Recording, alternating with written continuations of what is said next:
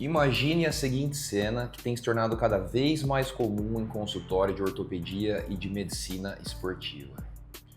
Um paciente entra na sala com dor no joelho há meses, já fez fisioterapia, passou por vários procedimentos, tomou anti-inflamatório, ficou em repouso, voltou a treinar e a dor voltou de novo.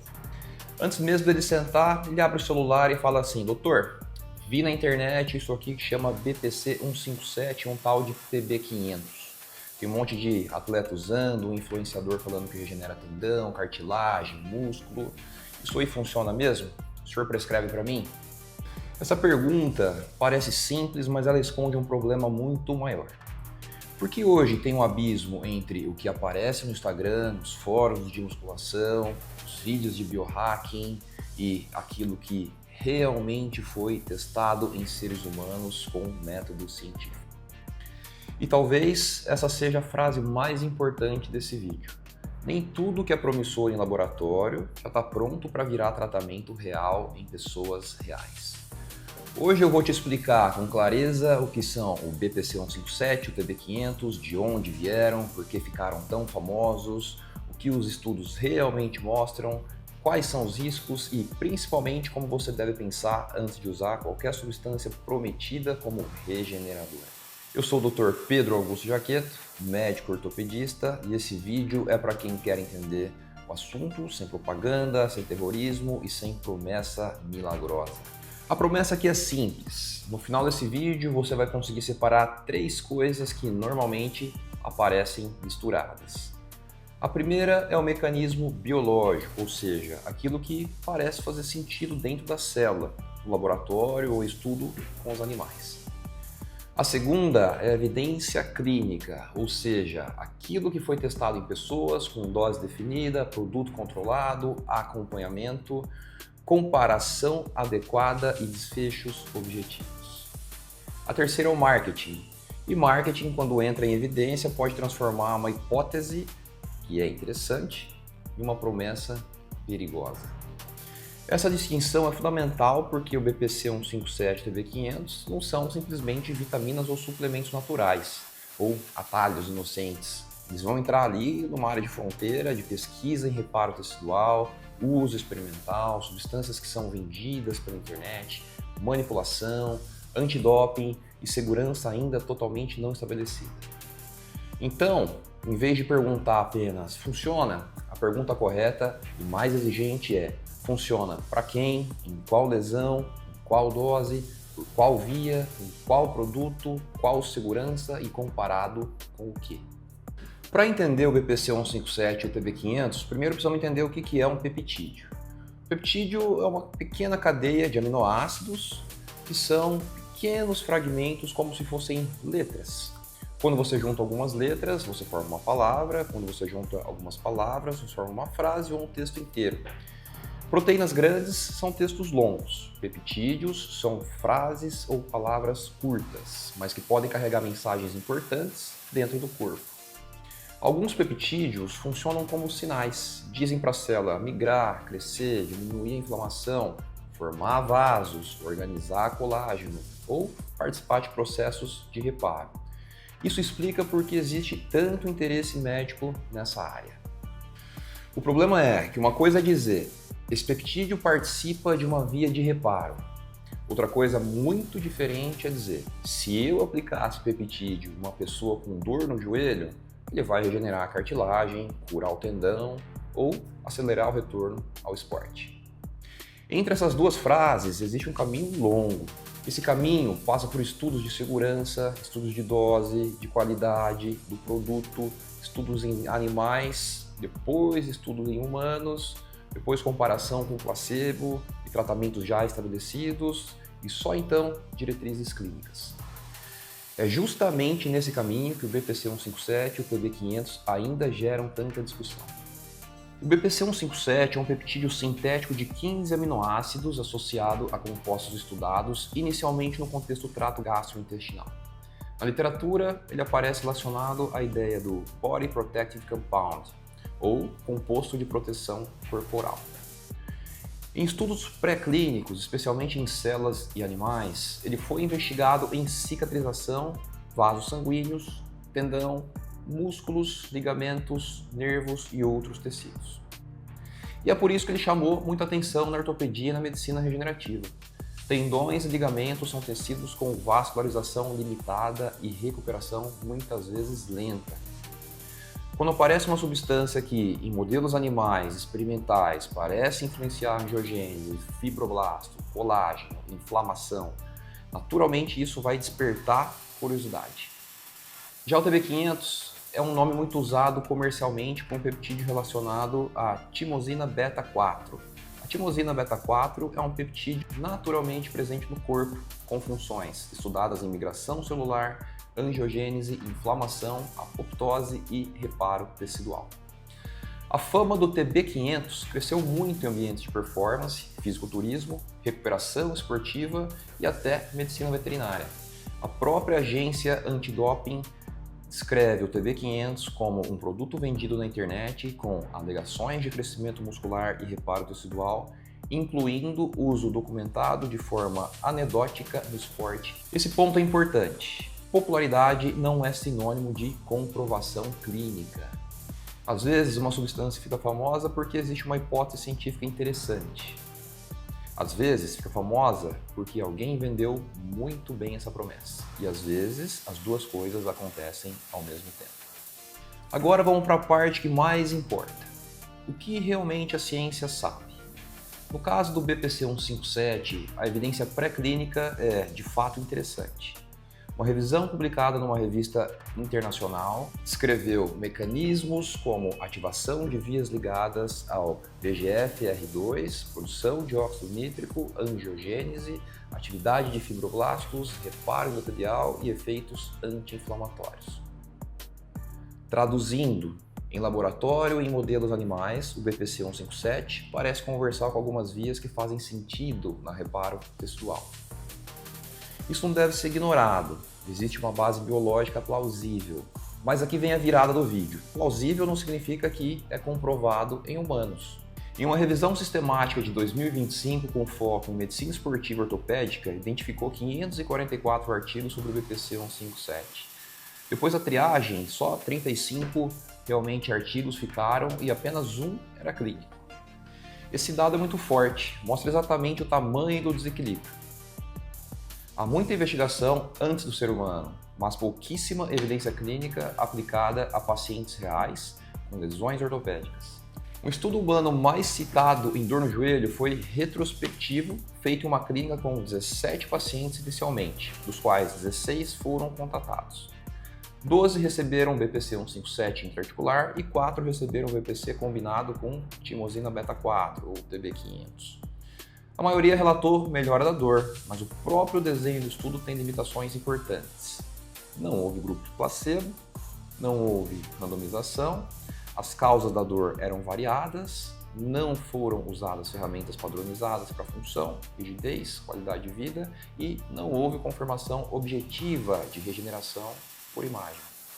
Isso não quer dizer que os pacientes não possam ter sentido melhora. Quer dizer que esse tipo de estudo não consegue provar que a melhora veio do peptídeo, nem qual seria o efeito real comparado ao placebo. Existe também um estudo piloto em cistite intersticial de mulheres, com 12 pacientes relatando melhora importante após aplicação intravesical do BPC 157. Mas esse estudo não é ortopédico, tem uma amostra pequena, também precisa ser interpretado como uma hipótese e não como uma prova definitiva. Outro estudo piloto avaliou a infusão intravenosa do BPC 157 em apenas 2 adultos saudáveis.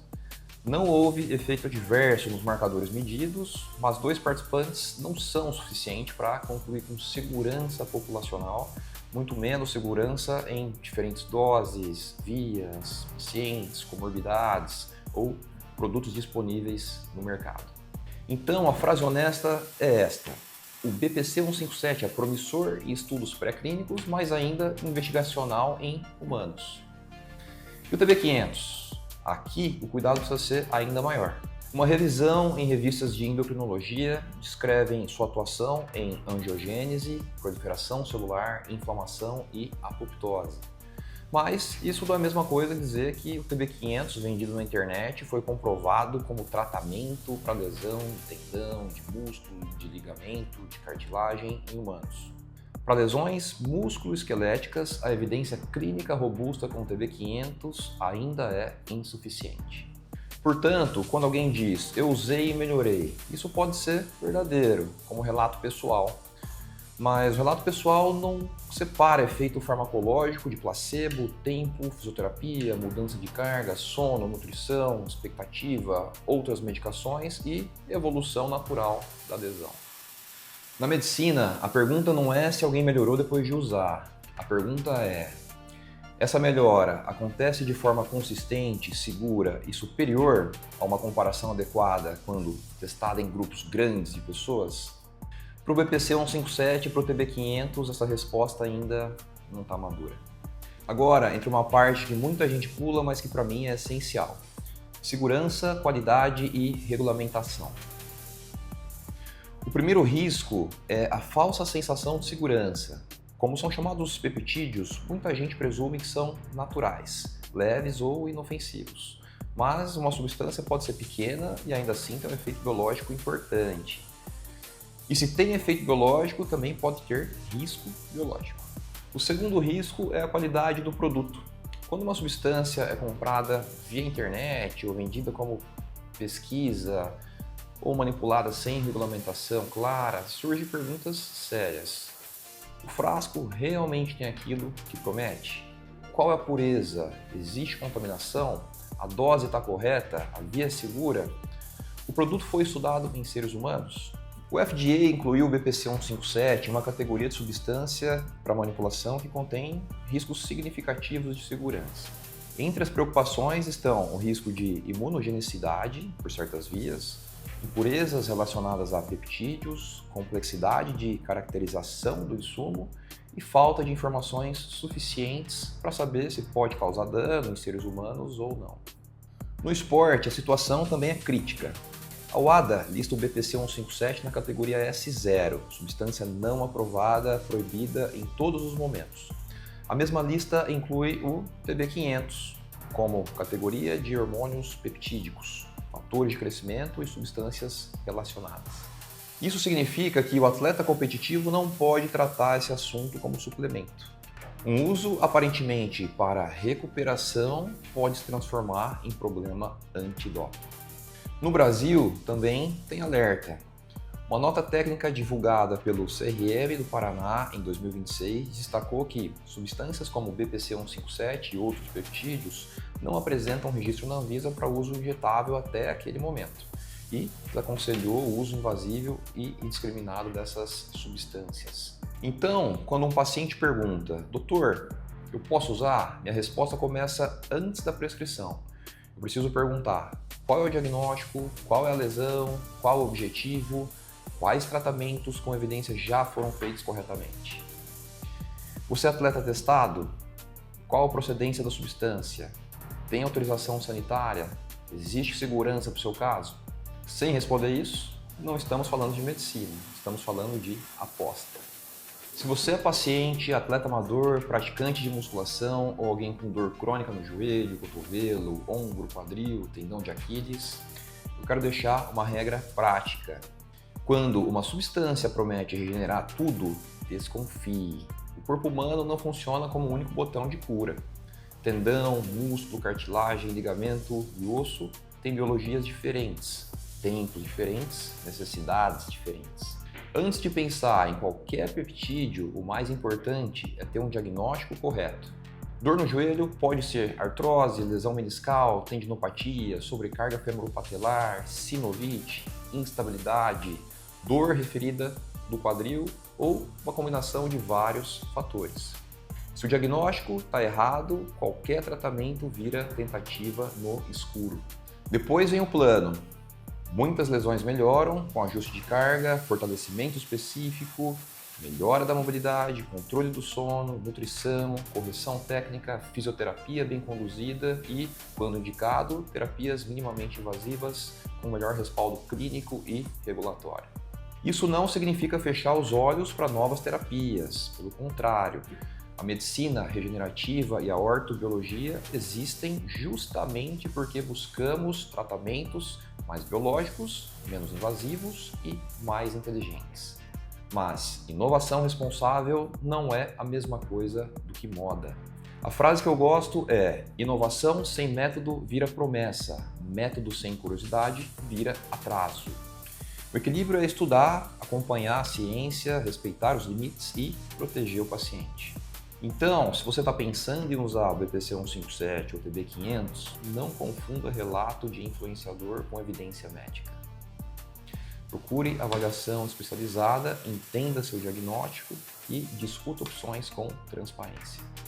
Para resumir esse vídeo em uma frase, BPC 157 e TB500 não são lixo científico, mas também não são milagre comprovado. O que existe hoje é uma combinação de mecanismos interessantes, estudos pré-clínicos, que são promissores, poucos dados em humanos, muitas lacunas de segurança, questões regulatórias que são importantes e um marketing que muitas vezes corre mais rápido do que a própria ciência. Se você tem dor persistente, lesão esportiva ou está tentando voltar para o treino sem piorar, o melhor primeiro passo não é buscar o peptídeo da moda, é entender exatamente o que está acontecendo no seu corpo e construir uma estratégia de tratamento segura, individualizada e baseada em evidência. Se esse vídeo te ajudou, deixe seu like, compartilhe com alguém que está considerando usar peptídeo por conta própria, escreva nos comentários qual tema você quer que eu explique para o próximo vídeo. PRP, células de medula óssea, ondas de choque, laser de alta intensidade ou infiltrações para artrose. Se inscreva no canal. Eu sou o Dr. Pedro Jaqueto, ortopedista, e meu foco é cirurgia do joelho, ombro e medicina regenerativa.